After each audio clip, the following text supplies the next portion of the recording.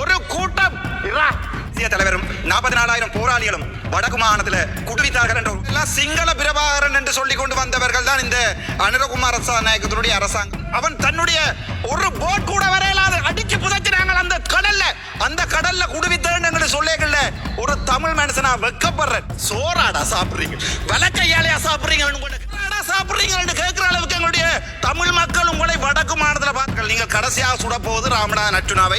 நீங்கள் பால் குடித்து வளர்ந்த குழந்தையா இருந்தால், நாய்ப்பால் குடிக்காமல் உங்களுடைய அம்மாவினுடைய பாலை குடித்து வளர்ந்தவனாக இருந்தால், ஹைதராபாத் பொன்னபலத்தோடு கூட சண்டை பிடிச்சேன் நான் இந்த வரைக்கும் சண்டை பிடிக்க மாதம் கார்த்திகை மாதம் என்பது மாவீரர்களுடைய குருதியால் நனைந்த அந்த மண்ணை எங்களுடைய மழை தன்னால் முடிந்த வரைக்கும் கழுவுகின்ற மாதம். இப்போது யாழ்ப்பாணத்திலே மழை படுமோசமாக பெய்து கொண்டிருக்கிறது. எங்களுடைய தெய்வங்களுடைய வித்துடல்கள் அங்கே இப்போது குளிர்விக்கப்பட்டு கொண்டிருக்கிறது. இன்றைய தினம் தமிழினத்திற்காக தன்னுயிர் தந்த தியாக சிறகுகள் எதிரிகளால் அவர்கள் தோற்கடிக்கப்படவில்லை, அவர்கள் எண்ணத்தை எரியூட்ட தூண்டுகிறார்கள். மாவீரர்கள் கல்லறையில் புதைக்கப்படவில்லை, எங்களின் கனவுகளில் விதைக்கப்படுகிறார்கள் என்ற உசாய் மணியினுடைய கவிதையோடு இந்த ஸ்பீச்சை ஆரம்பிக்கலாம் என்று நான் நினைக்கிறேன். எனக்கு மிகவும் கவலையான விடயம், நான் ஒரு தமிழனாக இருந்து கொண்டும் சிங்கள மக்களால் அதிகமாக இன்று வரை நேசிக்கப்படுகின்ற ஒரு தமிழனாக இந்த பாராளுமன்றத்தில் இருக்கிறேன் நான் பெருமைப்படுகிறேன். என்றால் நான் மனதில் பட்டவற்றை நேரடியாக கதைப்பதற்கு இன்றைய தினம் எங்களுடைய 323 கண்டெய்னர் கள்ளன் என்று சொல்லப்படுகின்ற ஒருவர் உங்களுக்கு தெரியும் யாரென்று இன்றைய தினம் வந்து சொல்லியிருக்கிறார். தேசிய தலைவரும் 44,000 போராளிகளும் வடக்கு மாகாணத்தில் குடுவித்தார்கள் என்ற ஒரு கதை ஒன்றை இன்றைக்கு சிங்களத்தில் சொல்லியிருக்கிறார். இவர் சிங்களத்தில் சொல்லி தப்பிக்கலாம் நினைக்கிறார். ஆனால் சிங்களமும் தமிழும் சரளமாக பேச தெரிந்த எனக்கு அது விளங்கினது. அதனுடைய வீடியோவை நீங்கள் பார்ப்பீர்கள் வெகு விரைவில்.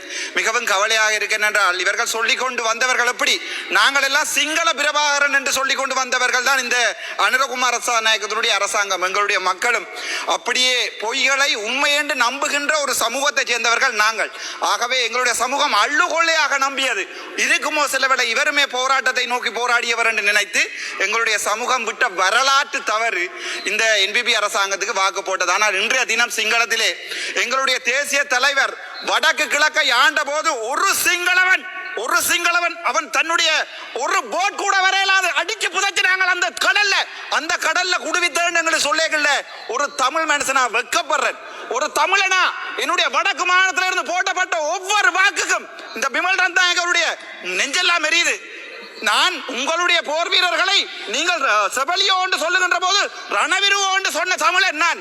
ஏனென்றால் ஆயுதம் ஏந்தி என்னோடு இருக்கிறார்கள், ஆயுதம் ஏந்தி போராடியவர்கள் உயிரை துச்சமாக மதித்த தெய்வம் அதற்கு மேல. ஆனால் வெக்கமாக இருக்கிறது ஒரு கூட்டம் வந்து சொல்லுமாக இருந்தால் என்னுடைய தேசிய தலைவரை போராட்டவாதி என்று சொல்லுமா இருந்தா கவலையா இருக்கு. நீங்களும் ஒரு போராடின சமூகம், உங்களுடைய ஆயுதம் தூக்கின 1000 பேர் இருக்கிறீர்கள், வெக்கமா இல்லையா? சோறாடா சாப்பிடுறீங்க என்று கேட்கிற அளவுக்கு எங்களுடைய தமிழ் மக்கள் உங்களை வடக்கு மாநிலத்தில் பார்த்துக் கொள்வார்கள். நீங்கள் கடைசியாக சுட போவது ராமநாதன் அர்ஜுனாவை. அது எனக்கு நன்றாகவே தெரியும். இன்றைக்கு கூட செக்யூரிட்டி ரிஸ்க் என்று சொல்லி அறிவித்திருக்கிறார்கள். எனக்கு அது பிரச்சனை இல்லை. ஆனால் மிகவும் கவலையா இருக்கு.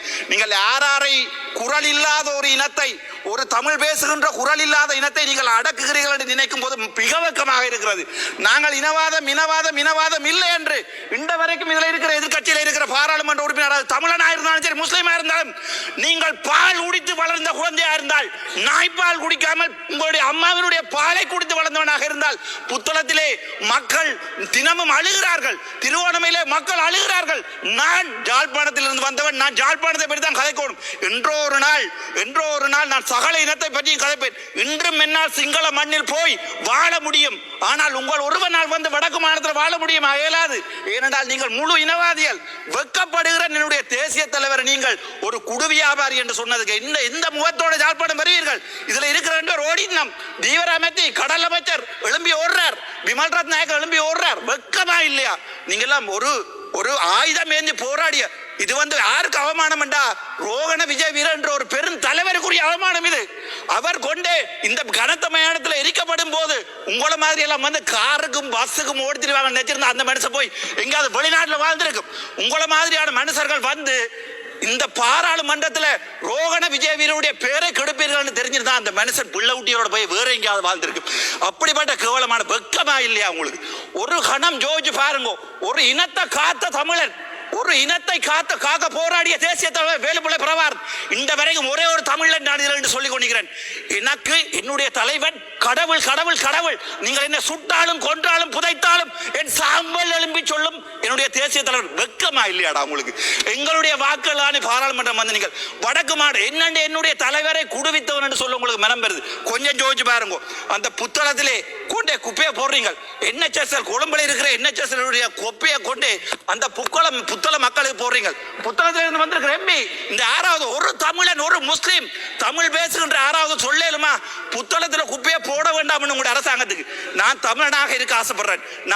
நான் தமிழ் பேசுகின்ற முஸ்லீம் இனத்தை என்னுடைய தேசிய தலைவர் என்றோ ஒரு நாள் பாதுகாப்பாக வடக்கு மாநிலத்திலிருந்து வெளியேற்றி இருந்தால் அது நீங்கள் பிழை என்று நினைத்தால் அதற்காக மன்னிப்பு கேட்கறதுக்கு நான் தயாராக இருக்கிறேன். உங்களுக்கு விருப்பமாக இருந்தால் என்னை கொள்ளுங்கள். நான் அதை சிங்களத்திலையும் சொல்கிறேன். நான் அவசரப்பட வேண்டாம்.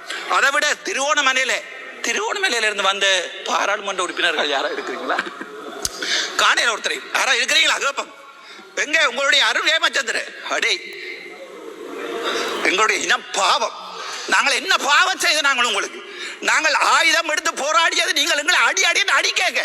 நாங்கள் ஆயுதம் எடுத்து போராடியது, நாங்கள் ஆயுதம் எடுத்து எங்களுடைய தமிழீழம் என்ற நாட்டை 30 வருடமாக கட்டியது நீங்கள் எங்களை கேம்பஸுக்கு போக பண்ணிக்கல. டிஸ்ட்ரிக்ட் கோட்டா என்ற ஒன்றை நீங்கள் இல்லாம பண்ணி, நீங்கள் பெரிட் என்ற ஒன்றை இல்லாம பண்ணி டிஸ்ட்ரிக்ட் கோட்டா கொண்டு வந்த போது 1970 இருந்து எனக்கு வரலாறு தெரியாது. வரலாறு தெரிந்தவர்களுடைய பிள்ளைகள் பக்கத்தில் இருக்கிறார்கள்.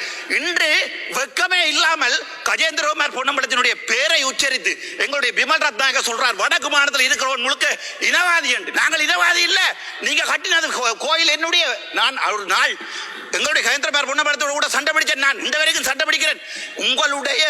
உங்களுடைய கோயிலை கட்டினது முழு தவறு என்றால் அது என்னுடைய உறவுகள் இருக்கிற ஒரு காணியில. ஆனால் நான் சொல்றேன் என்ன மினவாதம் போட்டு நான் கஜேந்திரகுமார் நிப்பாட்டுவோம். ஆனால் இப்போது நினைக்கும் போது சரி என்று படுகிறது அவர்கள் செய்கிற வேலை. என்றால் அவர்கள் 20-30 வருஷம் அரசியல் இருந்தவர்கள். அவர்களுக்கு நன்றாக தெரியும் இந்த பேரினவாத அரசாங்கம் என்ன செஞ்சாலும் மாறாதண்டு. ஆனால் அரசியலுக்கு வருகின்ற போது நான் என்ன யோசிக்கிறேன், ஓகே இதோ நிப்பாட்டுவோம், இதுக்கு மேல வேண்டாம், சிங்களத்திலையும் கதப்பம் தமிழ்லையும் கதப்பம், இதை நிப்பாட்டு. வெக்கமா இருக்கு. நீங்களா சோறாடா சாப்பிடுறீங்க, வலக்கையாலையா சாப்பிடுறீங்கன்னு உங்கள்ட்ட கேட்கிறேன். தயவு செய்து இடக்கையால சாப்பிடுங்கடா. இந்தியால இருந்து வெக்கமா இருக்கு. சரி பரவாயில்ல, அதுக்கு பிறகு பார்ப்போம். இந்த ஈஸ்டர் அட்டாக் அநியாயமான முஸ்லீம் சமூகம். அந்த சமூகம் என்ன செஞ்சது? அது கண்டு ஒரு தனிய ஒரு கலாச்சாரம் இருக்கிறது பிள்ளையா? அவங்களுக்கு கண்டு ஒரு வரலாறு இருக்கிறது பிள்ளையா? அவங்களுக்கு காலமா தமிழனை முஸ்லீமை நீங்க என்ன செய்றீங்க?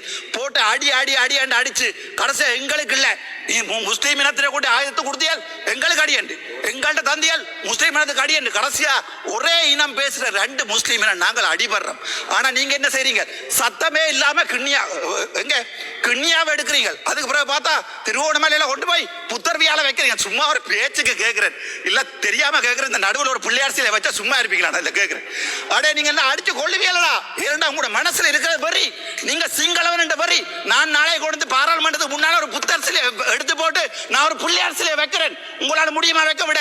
ஏனென்றால் திரும்ப அடிக்கிறீர்கள், நாங்களும் பார்க்கிறோம். ஆனால் நாங்கள் ஒன்று மட்டும் சொல்றேன், கடைசி தமிழன் பால் குடிச்சா கடைசி தமிழன் இருக்கும் வரைக்கும் வடக்கு மாநிலத்தில் ஒரு ஓட்டு உங்களுக்கு விழாது. பக்கத்து வீட்டுக்கு பிறந்தவனால மட்டும்தான் உங்களுக்கு ஓட் போடு. வெக்கமா இருக்கு. உங்களை எல்லாம் எங்க ரஜீவன் நம்பி, எங்க இளங்குமரன் நம்பி, எங்க ஒவ்வொரு தமிழ், எங்க ஃபைசால், எங்க ஒரு வசனம் கதை கேளுமா? உங்களால் ஒரு வசனம் கதை கேளுமா?